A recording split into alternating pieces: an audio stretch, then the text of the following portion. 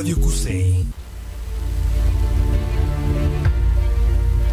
Ok, muy buenas tardes. Pues esto sucedió en Guadalajara al aire. Mi nombre es Carlos Humberto Loza y pues el día de hoy pues tenemos este espacio para la difusión de la historia y la cultura pues de Guadalajara, de la zona metropolitana y del estado de Jalisco. Entonces pues les damos la más cordial bienvenida, gracias por acompañarlos. Y pues el día de hoy tenemos una invitada especial, pues la maestra Jennifer Araica Torres. La maestra Jenny pues estudió la carrera de historia en Los Tecos, en la Universidad Autónoma de Guadalajara. Estudió la maestría de estudios de la región en el Colegio de Jalisco y pues es maestra desde hace más de 10 años, según yo. Sí. Y actualmente labora en la Universidad del Valle de Temajac. Entonces, ¿cómo estás, Jenny?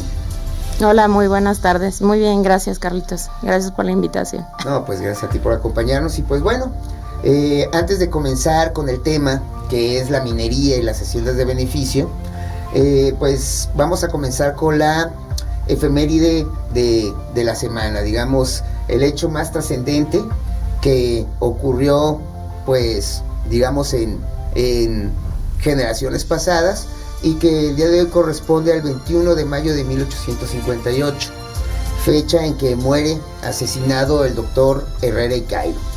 El doctor Herrera y Cairo, pues, nace en Guadalajara, estudia en el seminario, estudia pues la carrera de medicina, la Real, bueno, ya no era Real y Literaria, digamos en la Universidad de Guadalajara. Posteriormente pues le entra a la grilla, a la política, se convierte en un liberal, inclusive llegó a desempeñar el puesto de gobernador del estado en 1856. Pero al desempeñar este puesto pues como que se harta, se fastidia y pues decide dejar la grilla y se retira a una propiedad que él tenía, la hacienda de la Providencia, en la jurisdicción de Agualulco de Mercado. Se desata algún tiempo después la Guerra de Reforma y pues estando pues el ejército conservador, una columna dirigida por Menayo y Pelagio, tristemente célebres en la historia, se enteran de la presencia de Herrera y Cairo muy cerca de ellos, ¿no? Entonces deciden cabalgar hacia aquella población y lo capturan y exigían para su liberación pues una cantidad muy elevada que pues no pudo pagar, eran 10,000 pesos, y como no pagó pues deciden fusilarlo, ¿no? Para esto pues Herrera y Cairo tenía un padecimiento que le causaba mucho dolor y en ocasiones tenía que utilizar cloroformo para combatirlo, ¿no? Y pues así lo agarraron, se lo llevaron a la plaza, cargándose entre 4 personas, medio lo sentaron y ahí muere fusilado, ¿no? Fue un cobarde asesinato por parte de estos dos personajes conservadores que poco tiempo después va a tener su venganza, ¿no? Estos dos personajes se dirigen hacia Guadalajara. Guadalajara va a ser sitiada posteriormente por el ejército liberal, toman la ciudad de Sangre y Fuego y pues los capturan. A uno de ellos lo colgaron en uno de los balcones del Palacio del Arzobispado, donde hoy se encuentra el ayuntamiento de Guadalajara, y pues al otro le hicieron un juicio de 15 minutos dirigido por Santos Degollado y sale culpable y la gente prácticamente lo lincha en la Plaza de Armas de Guadalajara, ¿no? Y así terminaron su vida pues este par de personajes, ¿no? Que pagaron pues con su vida el asesinato de el doctor Herrera y Cairo, que es un personaje que era muy querido en la ciudad porque él, con todo y que era político, pues no le entraba tanto a los dimes y diretes, gobernó lo que pudo, cuando pudo, y por eso se retira, y con todo y ello pues lo fusilan, ¿no? Entonces pues esta es la efeméride que ocurrió un 21 de mayo de 1858. Y pues bueno, vamos a entrar ahora sí en materia, Jenny.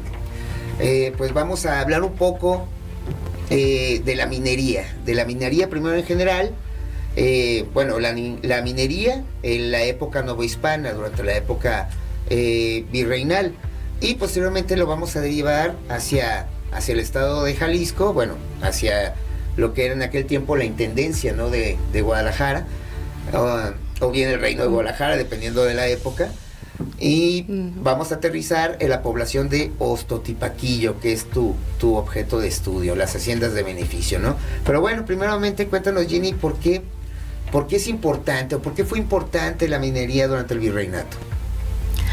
Bueno, pues durante el virreinato, digamos siglo XVI hasta el siglo XVIII, pues la minería era como hoy sería un poco el tequila y otros tantos productos que exportan, aguacate o estos productos como importantes de hoy en día. En ese momento, en la Nueva España, o sea, en todo el reino de la Nueva España, que era pues México y otras partes, la plata, toda la plata que salía rumbo a España y con la que España pues era y fue más bien el imperio que durante 3 siglos, o sea, la potencia mundial que fue, pues salía toda la plata del reino de la Nueva España. De toda esta, se mantenía además la Nueva España con esa plata, o sea, aparte de, o sea, era en realidad el dinero circulante o lo que circulaba era la plata que posteriormente se acuñaba en la casa de moneda. Y pues se mandaba, como ya te decía antes, a España. Y pues de ahí, digo, pues la importancia que tiene y que movía entonces para la cuestión agrícola, la cuestión ganadera, o sea, de haciendas, los comercios, o sea, para comerciantes, pues todo todo giraba en torno a cuánta plata se podía extraer de las minas y posteriormente beneficiarse, que ahorita hablaremos como del método que se llamaba método de beneficio de patio. Y digo, pues era lo que movía la economía en ese momento, la economía de Nueva España y la economía de España. Sí, de hecho yo alguna vez leí por ahí que la actividad minera fue la más importante y señalaba, no recuerdo ni qué autor, pero decía, donde había plata, sí, se construían haciendas, sí, se construían ciudades, había un gran desarrollo, sí, caminos y demás.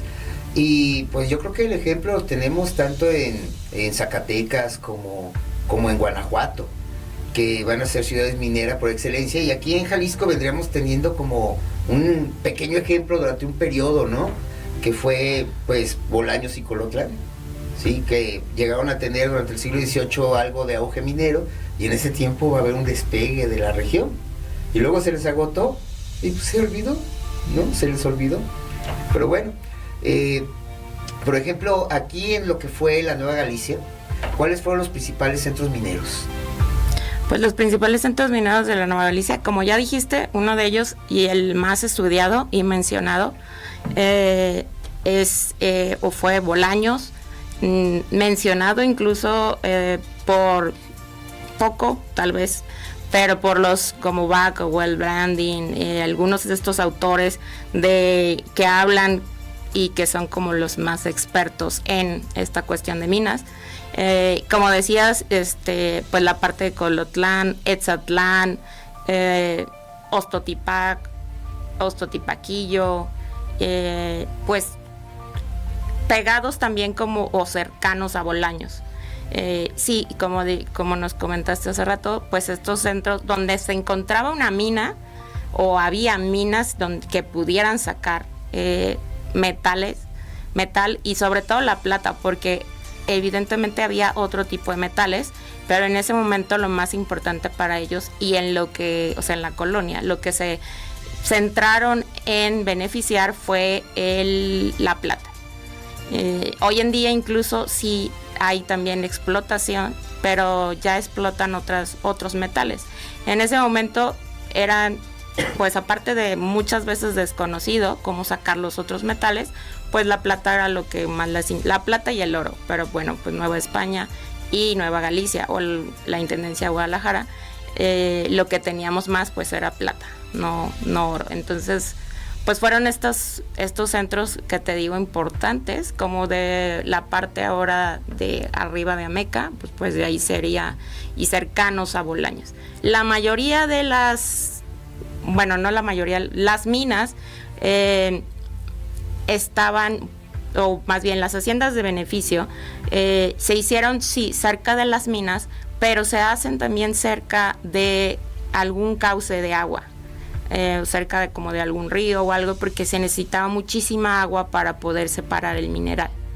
Entonces pues esto hace que las haciendas pues se encuentren cerca de, y no solo las de la Nueva Galicia o la Intendencia de Guadalajara, sino las del resto de la Nueva España, estaban cerca del agua, porque se beneficiaba la extracción de la plata necesitaba, tanto ya fuera para el método de beneficio de patio o para el método de fundición, muchísima agua. Y para la molienda, era el primer paso de la extracción, muchas veces hicieron como un sistema hidráulico para poder mover. Entonces era pues también con agua.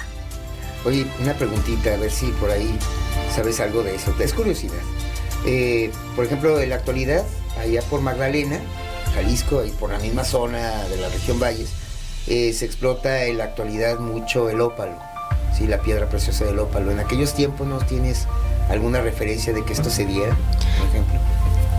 ¿O eso ya es más para acá?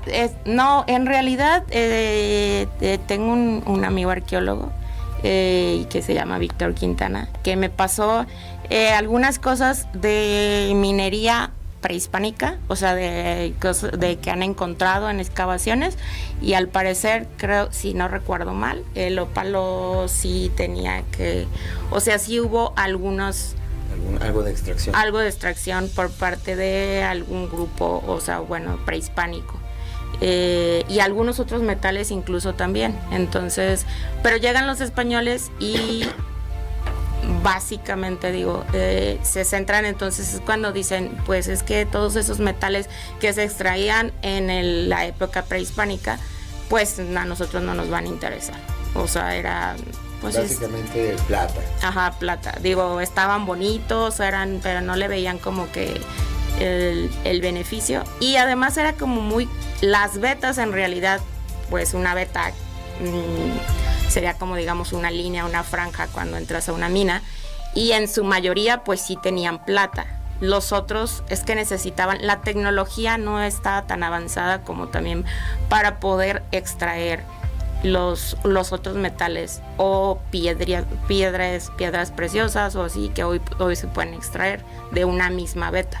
Sí, porque ahí leyendo, por ejemplo, en esa región de Magdalena había uno que otro real, pero bueno, los reales así les llamaban los lugares donde extraían plata, ¿no? Y yo me acuerdo haber leído del real de Oaxacatlán, ¿sí?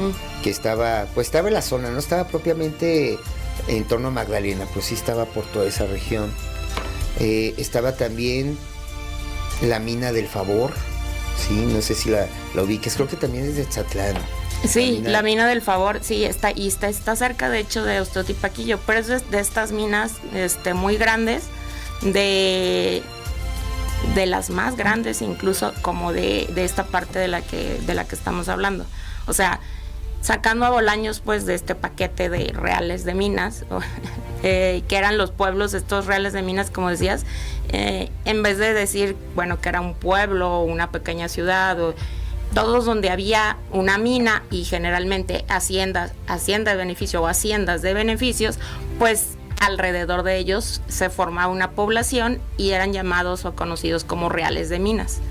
Y de ahí, bueno, pues venía entonces el nombre, pero para saber pues que todo giraba en torno a la minería. O sea, incluso hasta con eso, pues la gente ya sabía o tenían un nombre como específico para llamarlo, de acuerdo a la actividad económica incluso. Sí, nada más como breviario cultural, esta mina del Favor termina por darle, bueno, se le llamó así tengo entendido, bueno, no. A ver, a lo mejor tú vas a aclarar, ¿no?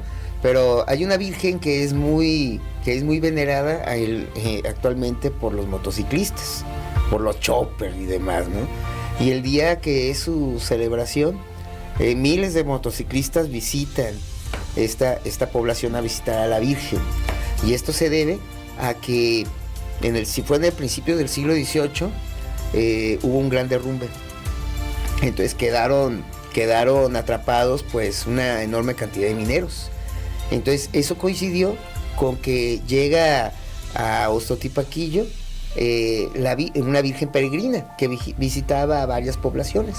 Entonces toda la población se encomienda a la Virgen y pues logran rescatarlos a todos, ninguno falleció. Entonces se consideró que fue un favor de la Virgen y de ahí fue denominada la Virgen del Favor, ¿no? Entonces fue un pequeño breveo cultural, pero me acordé ahorita de esa anécdota porque siempre me ha llamado la atención especial el hecho de que pues sea patrona de los motociclistas, ¿no? O sea, que vayan cualquier cantidad de motociclistas, es impresionante. Si no ha sido un día bien. Sí, no me ha tocado, pero sí, cuando empecé con esto de esa región, o sea, de querer estudiar como el Ostotipaquillo, sí, me di cuenta, como dices, de que pues ya tenían varios años, esto como en el 2008, o sea, que iban pues muchísimos motociclistas y que vienen de todo México. De todo México. Oye, incluso ahorita a lo mejor hasta de partes de América, de Centroamérica y del sur, ¿no? Que vienen a a irse a Ostotipaquillo. Su Virgen patrona. Su Virgen. Bueno, pues vamos a un primer corte musical. El día de hoy les tenemos una banda tapatía que pues lamentablemente ya se desintegró después de más de 20 años de estar juntos y regalarnos música, digamos una fusión musical muy especial, ¿no? Su nombre es Radaid y pues espero que sea de su agrado. En un momento continuamos.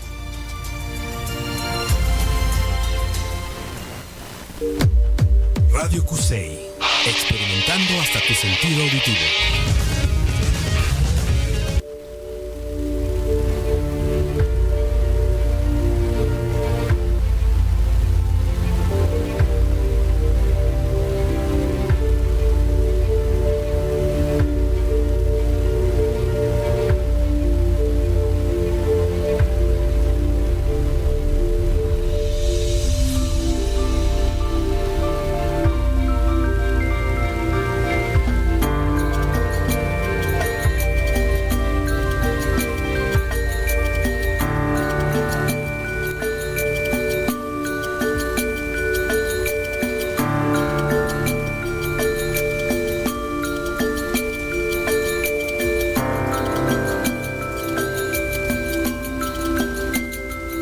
She sleeps inside, she's broken, divided body, mind and conscience. She's a moment, such an innocent, beautiful moment.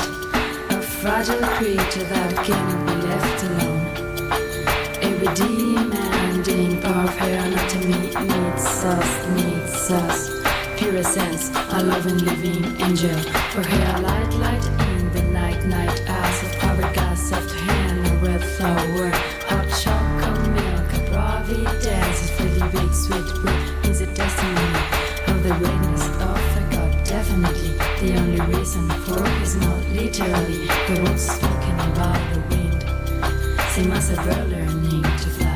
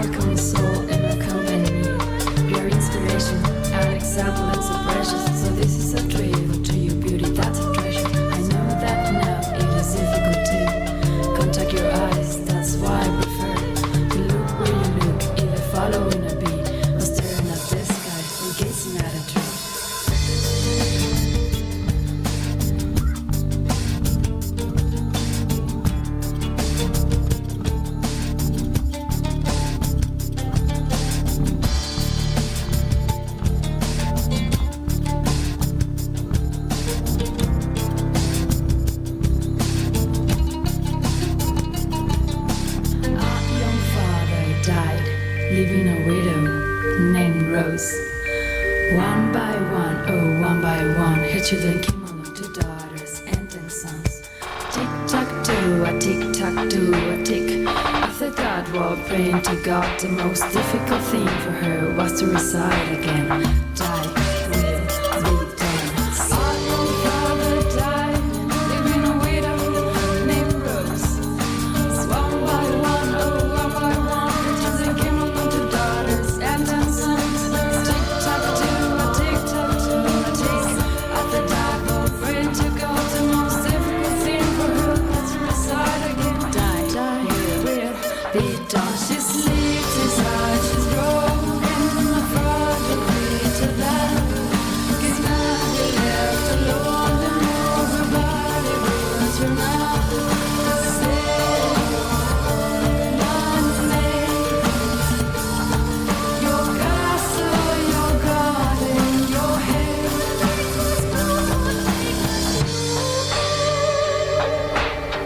What joins our hearts and seeks to lose? Could it be love or fate in search of freedom? Your mind is still and yet how full is your heart. I stand beside you and prepare to take flight. Are we to share a sing and glide through darkness?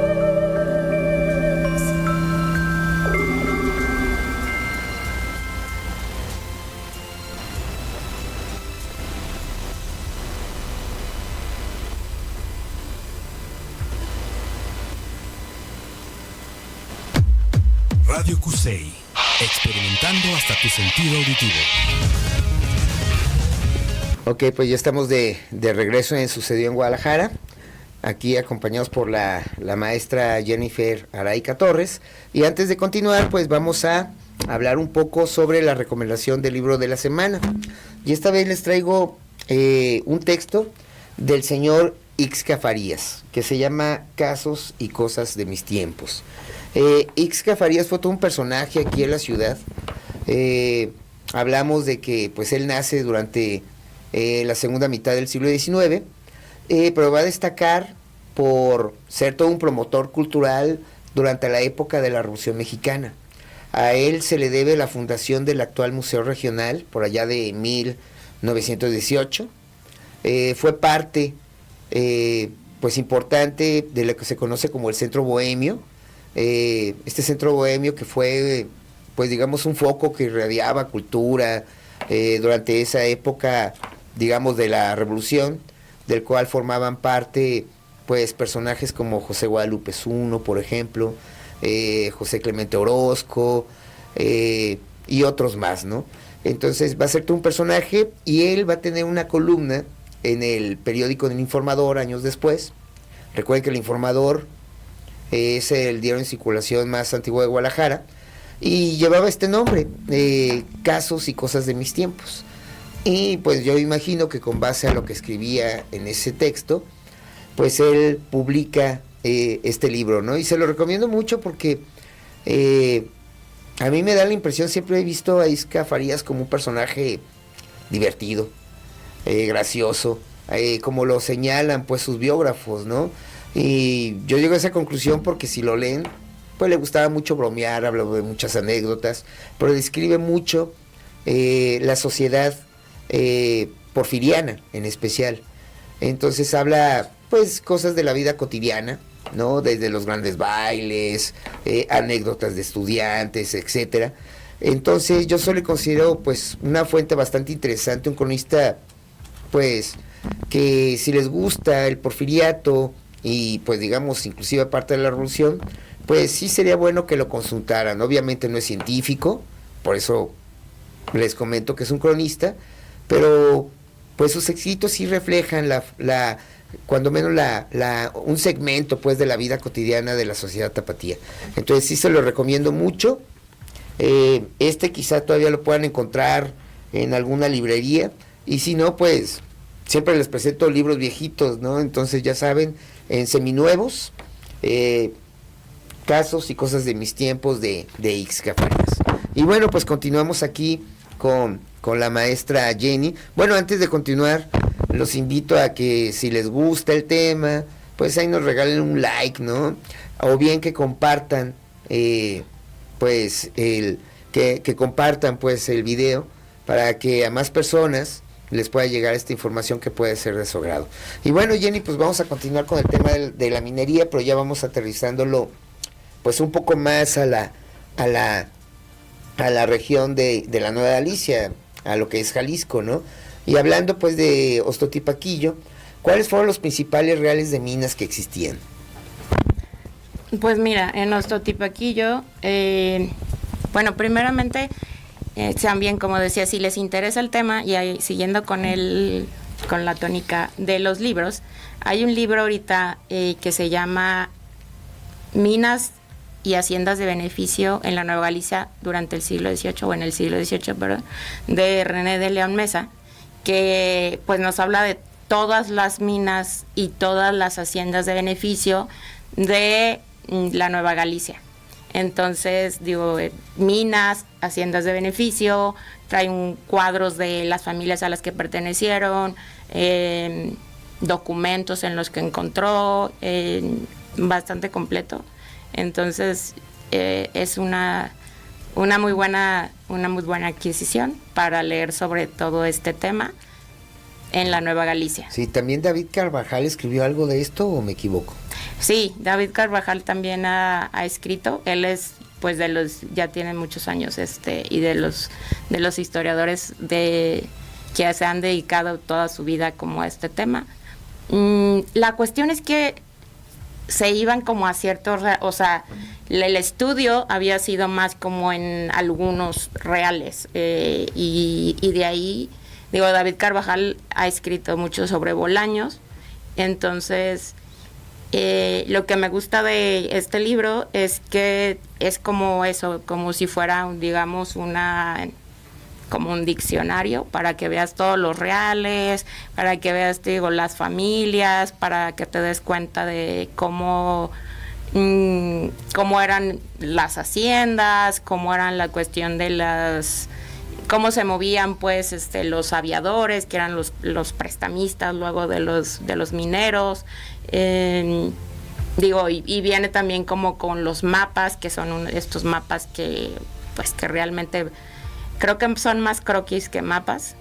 Sí, he visto algunos. Ajá, sí, de cómo están croquis. todos dibujaditos así, con mapas de la época, y te digo, te va dando como toda esta pauta para que los ubiques más.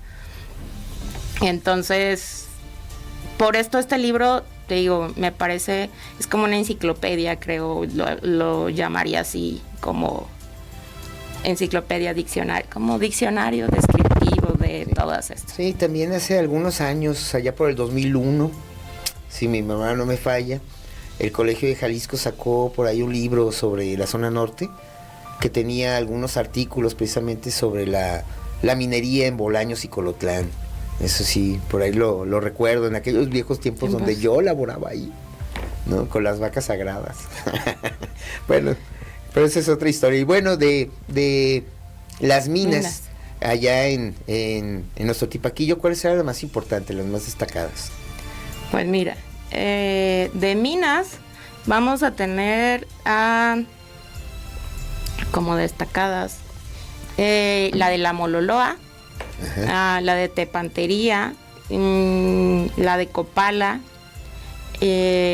y bueno, vienen luego otras como de San Ifigenia, San Javier, el Peñasco, Señor San José, la de Nuestra Señora de Guadalupe, Nuestra Señora de Santo Tomás, Nuestra Señora de Zapopan. Oye, pues eran bastantitas. Sí. Sí. Oye, y por ejemplo, las familias a que pertenecían, ¿sí gozaron así? Bueno, primeramente, ¿a qué familias pertenecían? Pues yo de los que tengo, o sea, de familias, hay pues los Usarregui, que fueron desde casi todo el siglo XVIII, padre e hijo. Esos eran más vascos que nada, ¿verdad? Sí. Sí, sí. Sí.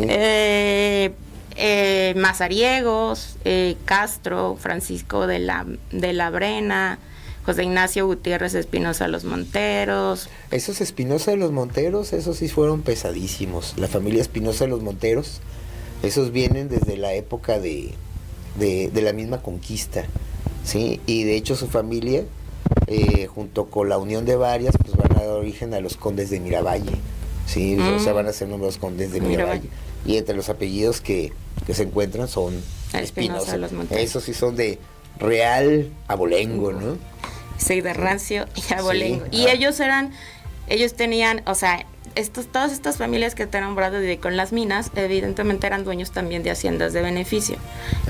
Yo tengo como haciendas de beneficio las más importantes, la de Santo Tomás, la de San José de la Mololoa, la de Santa María y San Pedro de Amazaque o Amazaca. Ajá, mira, vamos diferenciando, ¿no?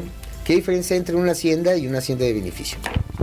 Ok, una hacienda, digamos, ganadera o agrícola, pues bueno, evidentemente como creo que eso ya sabemos, ¿no?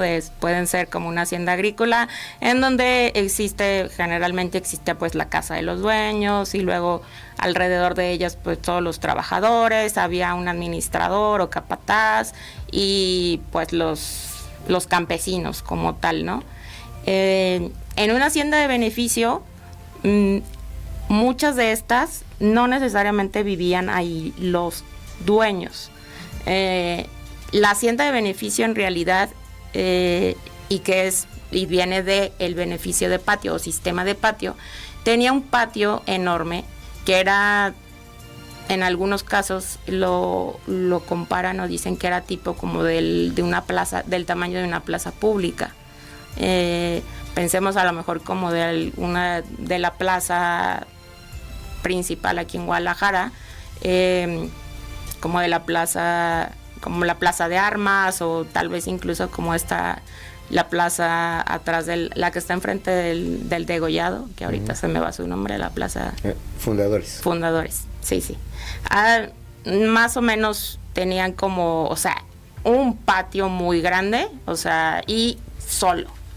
Este patio estaba además, tenía, a diferencia de la mayoría de haciendas que tal vez conocemos o conozcan, las piedras estaban súper juntas una de otras y no dejaban como ahora también en los pisos, ya ves que alrededor queda, y que incluso luego lo rellenan, ¿no? Como estas juntas. Ellos trataban de que no hubiera como espacios, porque la realidad es que, bueno, ahí es donde se iba a beneficiar el mineral. ¿Por beneficiar te refieres a separar? Sí, pero empieza desde la molienda. Beneficiar, sí, bueno, sí podríamos decir, como dices, separar el mineral y que ya podían hacer los lingotes de plata, ¿no? Al final, ese era como el término. Como el término del... ¿Pero en qué consistía el proceso? A ver, platícanos. O sea, ahí echaban los bloques y luego ¿qué pasaba? Pues primero, bueno, de las minas, que también por eso, o sea, las haciendas de beneficio estaban cerca de algún caudal de agua para que no fuera tan complicado y tan, además, caro, porque esto sí va a ser un proceso caro, pero bueno, de la mina llevaban entonces todo lo que sacaban los mineros, pues generalmente con fuerza animal. Lo llevaban a la hacienda de beneficio, llegaba a la hacienda de beneficio, pues todas estas como rocas, piedras, o sea, que tenían pues de todo. Y de ahí entonces lo primero que hacían era triturar con fuerza animal o con fuerza hidráulica, que en muchos casos se utilizó.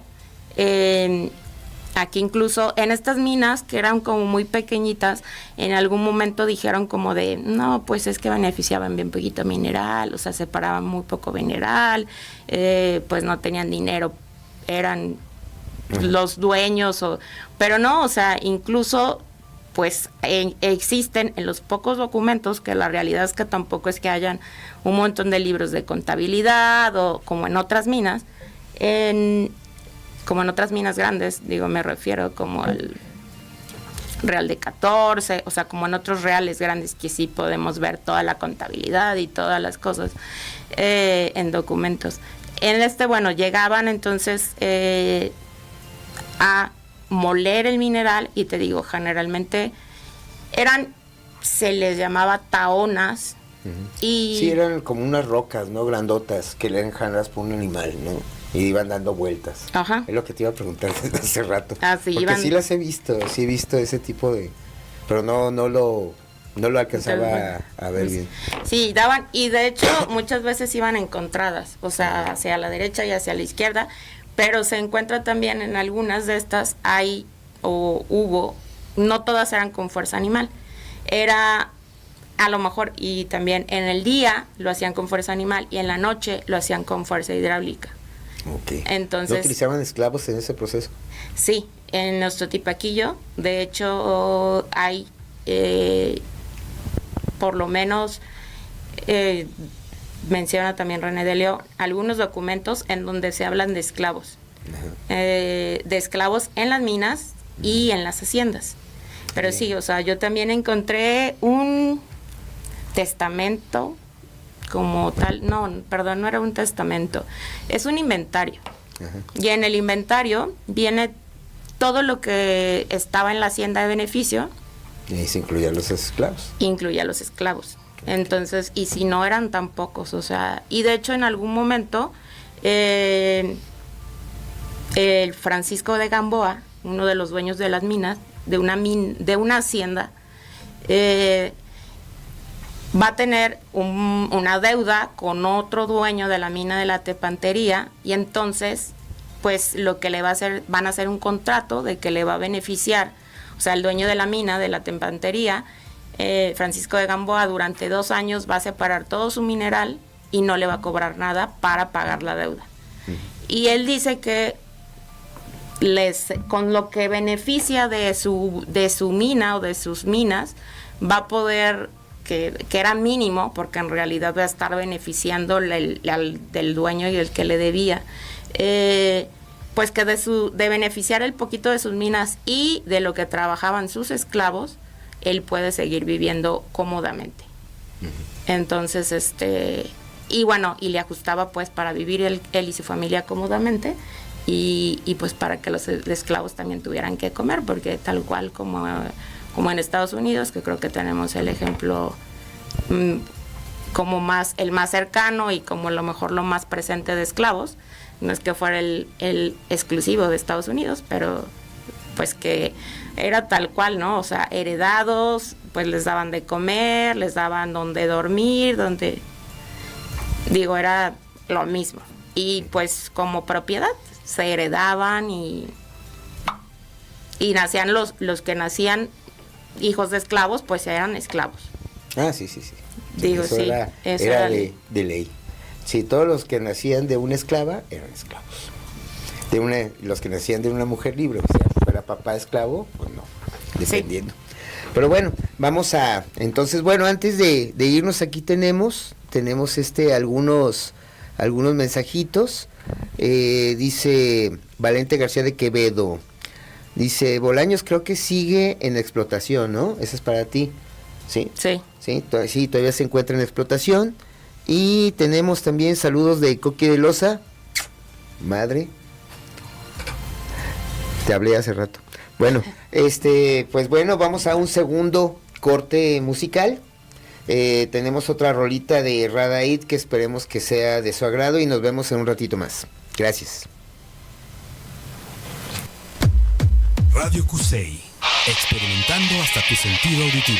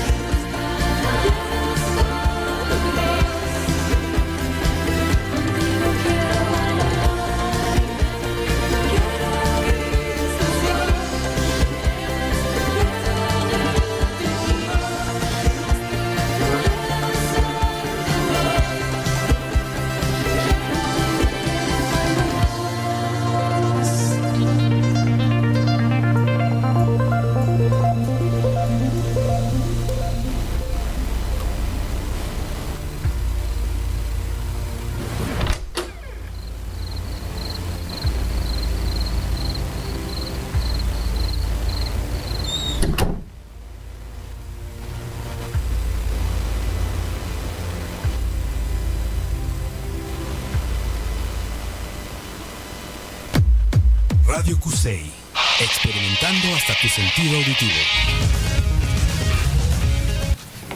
Bueno, pues continuamos. Aquí sucedió en Guadalajara. Y pues bueno, saludos. Pues ya mandé los saludos, ¿verdad? Bueno, pues los invito a que si tienen alguna pregunta, alguna pues comentario, pues no lo escriban aquí para si lo sabemos, pues poder entablar un diálogo con ustedes, ¿no? Insisto, si les gusta, pues ahí le dan un like por ahí o compartan el videito. Y bueno, continuamos aquí con la maestra Jenny Araica. Entonces estamos hablando precisamente de ese proceso de separación de la plata. Y nos comentabas de que el primer paso era moler con taonas, o sea, con esas grandes rocotas, pues todo lo que era las rocas que extraían los mineros. Y una vez que ya estaba molido, ¿qué hacían con él? ¿Cuál era el siguiente paso? Una vez que estaba molido, entonces iban a... Bueno, trataban de que quedara mega pulverizado, o sea, casi de que polvito, y sí lograban como esta molienda. Y bueno, había una figura que ahorita estoy pensando que no les he dicho, que era como súper importante, el maestro azoguero. El maestro azoguero era el que iba diciendo como en qué proceso, o sea, si se podía pasar al siguiente proceso. Se hicieron con el paso del tiempo, pues mega expertos en el proceso, los maestros azogueros, y digo, todos los involucrados en todos estos pasos, ¿no? Los involucrados en el beneficio del mineral. Había para mediados del siglo XIX, finales del siglo XVIII, perdón, estaba pues la escuela de minería, y al parecer aquí en Nueva Galicia, estos reales, como eran pequeños y como ya tenían este tipo de figuras como el maestros azogueros, pues entonces no mandaron a nadie, o sea, no los mandaban a la escuela, porque pues se pasaba el conocimiento de generación en generación. El conocimiento empírico. Empírico, sí, tal cual de él. Pero digo, tenían realmente altos conocimientos en química, sobre todo, aunque no fuera algo estructurado y tal cual como en una escuela. Pero pues básicamente estos maestros azogueros pues podrían haber dado clases en la escuela de minería, ¿no? Entonces, bueno, este maestro azoguero pues iba viendo si era oportuno seguir como en esta parte de la molienda, ¿no? Decide, ok, ya está lo suficientemente molido o vamos a dar más. A partir de ahí entonces se hacían montones de 30 quintales que eran como 1,383 kilos. En el patio que les decía, en este patio grande se colocaba, y se colocaban esos como montones de 30 quintales cada uno, 1,300, vamos a decir 1,000 kilos, ¿no? De 1,000 kilos cada uno. Y ahí entonces se le agregaba una cosa que le llamaban ellos saltierra, que la extraían de los ríos, de los ríos, y a veces como de los cauzales cuando llovía, como lo que dejaba hasta el final. Le ponían saltierra y magistral y azogue, del azogue, con el fin entonces de que la plata conservara como la humedad. Entonces, bueno, a partir de ahí se colocaban en estanques o presas, como en barriles, pues, o sea, todos estos, y se quedaban varios días. De hecho, todo este método de beneficio de sistema de patio tardaba meses en la separación del mineral. O sea, si era algo... O sea, una hacienda podía tener varios de estos como estanques que decías. Sí, o sea, porque tenían, si era una producción constante, entonces tendrían que tener varios, ¿no? Sí, tenían varios, pero generalmente, bueno, es que por cada tanto azogue que se compraban en las cajas reales, porque llegaban de España. ¿Qué era el azogue? El azogue es el azufre. Ah, ok. Entonces, el azufre venía desde España. En el siglo XVIII lo empezaron a traer también de Perú. Bueno, empezaron a sacar azogue de Perú, pero al parecer aquí seguía viniendo desde España. Llegaba a Veracruz y de ahí se iba a las Cajas Reales. Toda la extracción y todo el costo de traerlo hasta Veracruz corría por parte de la corona española. Pero al llegar a Veracruz y ya, bueno, hasta de ahí ya empezaba a ser el costo, los mineros lo absorbían. O sea, el costo, digo, lo absorbían y no nada más pagaban además porque llegara como a la Caja Real y a la Caja Real que les quedara más cerca y luego de la Caja Real a la mina. Entonces, pues evidentemente mientras más cerca estabas de la Caja Real o incluso de Veracruz, que ahí podía ser como te salía más barato. Entonces también esa fue una de las cosas importantes para que las minas en Jalisco, bueno, lo que hoy sería Jalisco, que era la Nueva Galicia, pues tuvieran que pagar más. Y por cada quintales, lo que, bueno, en eso medían el azogue, se les pedía un número de plata, pues que generalmente les daban 6 meses y les daban crédito. ¿Para qué utilizaban el azogue? El azogue es en sí el que iba a separar la plata de todos los demás minerales. Y además es que esto era importante porque anteriormente hacían, o bueno, empezaron a hacer el sistema de fundición.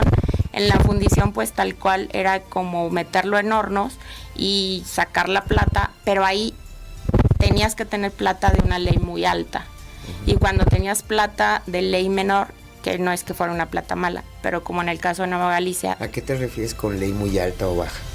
Como lo que hoy ¿Muy pura o...? Ajá, como lo que hoy conoceríamos como, ya ves que es la plata 925 y que generalmente como incluso hasta más alta, no sé en realidad ahorita sí haya como más de 925, pero porque hablan como de plata de ley muy alta, más baja, que entiendo que tampoco es que sea una mala plata, pero la plata de aquí, de la Nueva Galicia, o lo que hoy sería Jalisco, era de baja ley.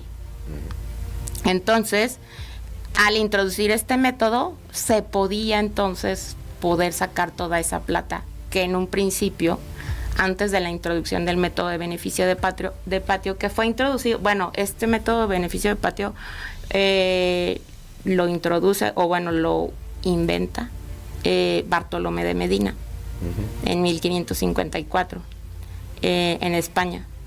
Y ahorita ya dudé un poco si en España o aquí, pero bueno, digamos un poco de... a partir de ahí, bueno, empiezan y dicen, ok, pues ya no, para empezar ya no perdías casi plata, porque en el de fundición perdías mucha plata. Podía haber plata de baja ley y, ok, era muy tardado, pero pues bueno, más o menos pues tenían como que la producción que iban a sacar. Y cuando compraban el azogue en las Cajas Reales, la mayoría y de los documentos que se tienen, se les daba como crédito. Las Cajas Reales era como que te voy a dar el azogue, es tanto me tienes que pagar tanto. Cuando regreses a traerme la plata, para después esa plata mandarla a acuñar como moneda a la Casa de Moneda en México, me vas a pagar.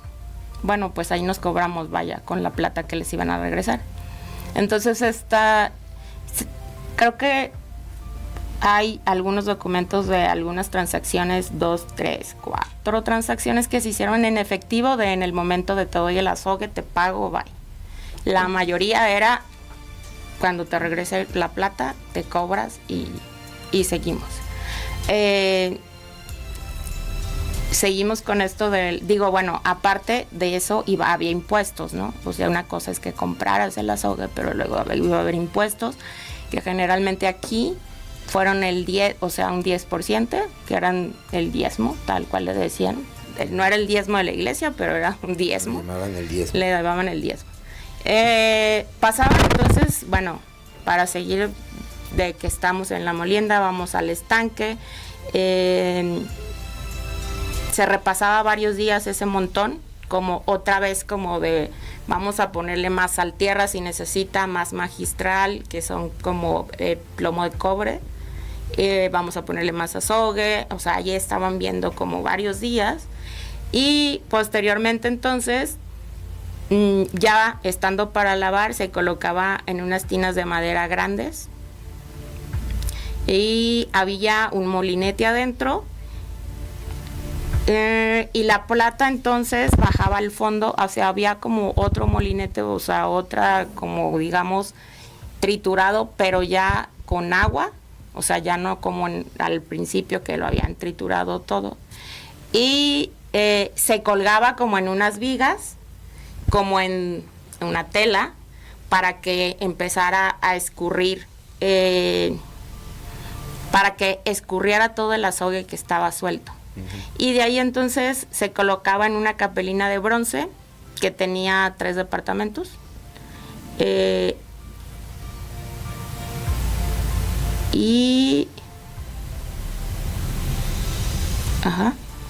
Déjame nada más, perdón, es que ya estaba viendo. Tenía 3 departamentos, con fuego se evaporaba el azufre para que la plata quedara libre. Y bueno, posteriormente, de ahí se hacía entonces, y lo que te estoy hablando es el método de fundición, que era como el fundir, que daba el azogue y se soltaba. En el de beneficio de patio quedaban, bueno, ya después de como colgar, quitar azufre, ponían unas tortas que le llamaban ellos, y pues me imagino yo siempre como un pastel, un poquito, en el patio. Y en este patio entonces se hacía una lama, tal cual, la lama como de azufre, y le llamaban lama porque así se veía como verdosa, o sea, como la lama que hoy vemos cuando llueve, pero que no es de azufre, pues es de humedad. Y entonces ahí iban a lavar posteriormente, o sea, se lavaba varias veces estas tortas, y de ahí ya podían hacer hacer como ya los ir haciendo bloques o ir haciendo... Separándolas, sí. Pensamos como en bloques y como tipo película, serie, que vemos lingotes de oro. Sí hacían, pero no necesariamente era tal cual así, como que lo tenían que llevar necesariamente así. Pero bueno, y en todo esto, pues eran las tortas esas que te digo que quedaban en el patio enlosado, que no tenía juntas para no perder tanto azogue, porque muchas veces ya al separarse, pues, el azogue que sobraba, pues lo aprovechaban también para volverlo a reutilizar. No siempre, pero pues trataban de no perder ni azogue, pues ni plata, ¿no? O sea, porque los dos, pues a veces es que el azogue te dejaba, o podía ser que los mineros cayeran como en la ruina, ¿no? O sea, con esto porque hubo momentos en que el azogue era muy caro, y pues como era un monopolio, o sea, se lo tenías que comprar a España sí o sí, o sea, no había otra forma pues era como, pues que bueno, o sea, si no te lo vendían y no tenías para comprar, pues no importaba que tuvieras 5, 10 minas y 3, 4, 5, 10 haciendas, pues te quedabas con tus... Oye, y ya cuando tenían toda la plata, ¿la mandaban hacia dónde? ¿A las casas de monedas o...? Ya que tenía la plata en las cajas reales, como en este caso en la Caja Real de Guadalajara, sí, se iba a la casa de moneda para que se acuñara. O sea, la Caja Real le pagaba al minero, y entonces se acuñaba entonces la moneda para que fuera como el circulante. Pero era todo un show, porque yo recuerdo que para mandarlas, la mandaban con los arrieros y les daban una guía o algo por el estilo. Entonces quedaba registrado que de tal pueblo había salido a nombre de Perengano tal cantidad de plata, ¿sí? Y luego, pues al llegar a su destino tenían que reportarla también, ¿sí? Y yo me acuerdo que era por casi cada aduana que pasaba, que tenían que dejar ahí registrada la guía. Sí, de hecho, incluso también por lo mismo, eso también luego traía como costos para el minero, porque bueno, de la caja real a la casa de moneda, pues ya eso era como parte del gobierno, ¿no? Que la seguridad y cuánto era lo que cada cuánto iban, como decías, a estar dando cuentas de que sí llevaban todo para sus paradas, ¿no? Pero de la hacienda de beneficio a la caja real más cercana, que en este caso era la de Guadalajara, pues todos esos gastos corrían por parte del minero.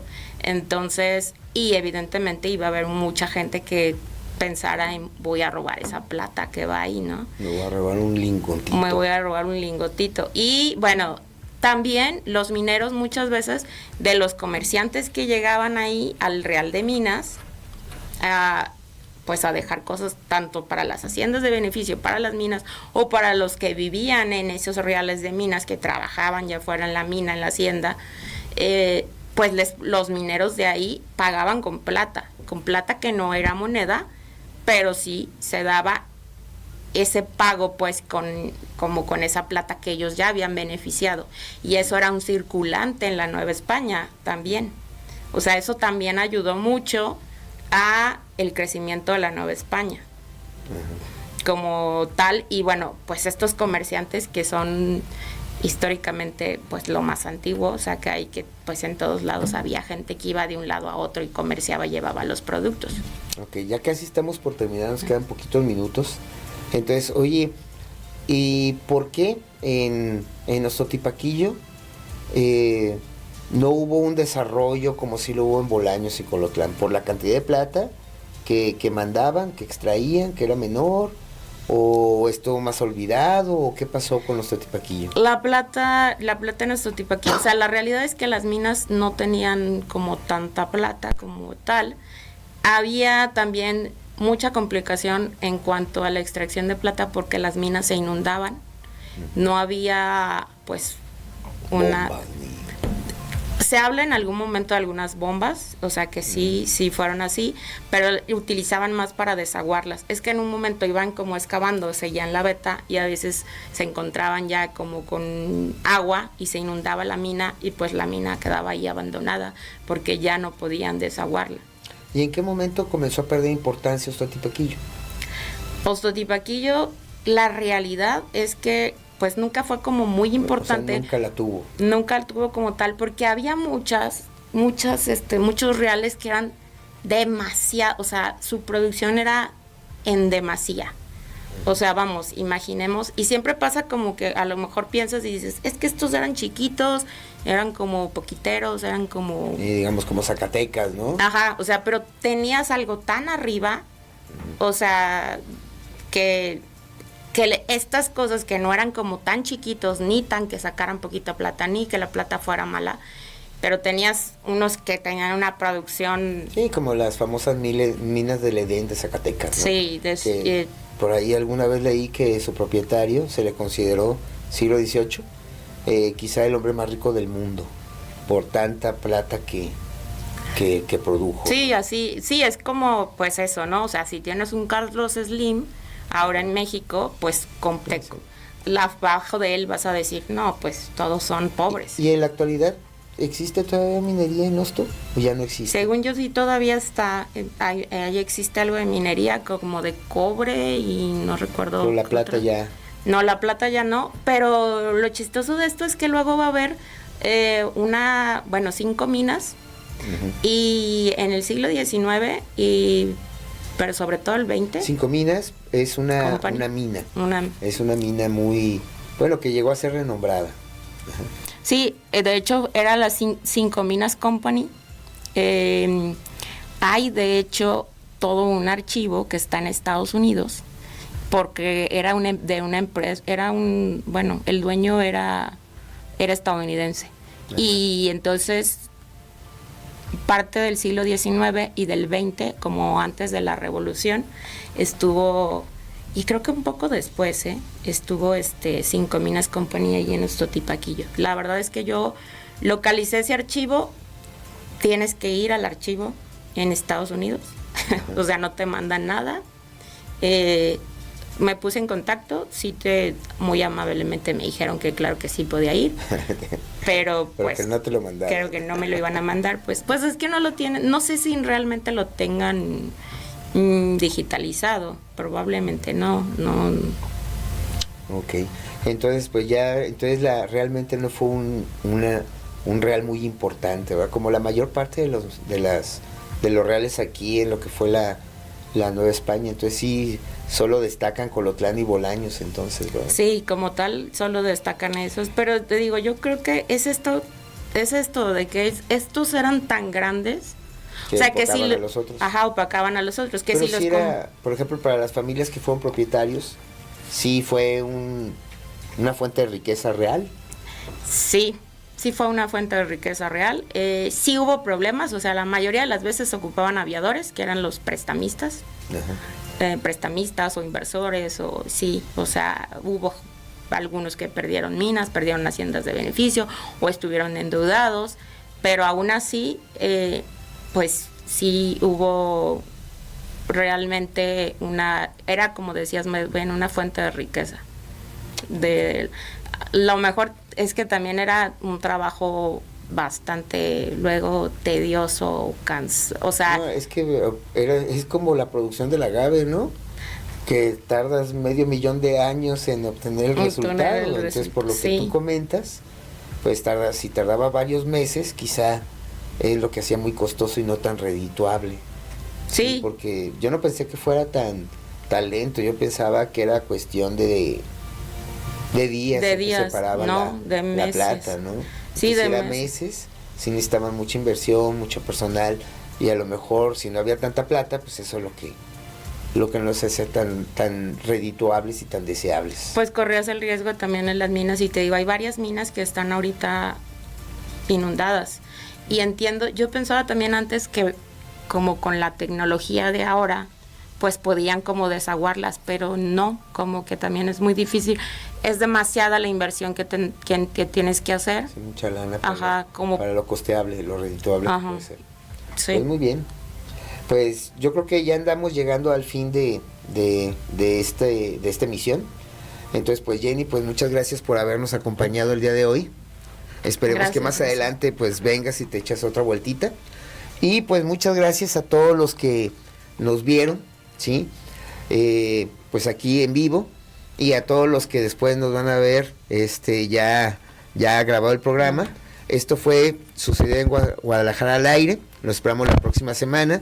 Y pues muchas gracias aquí a los controles a Oscar Flores, que pues se encarga de que todo esto pueda salir.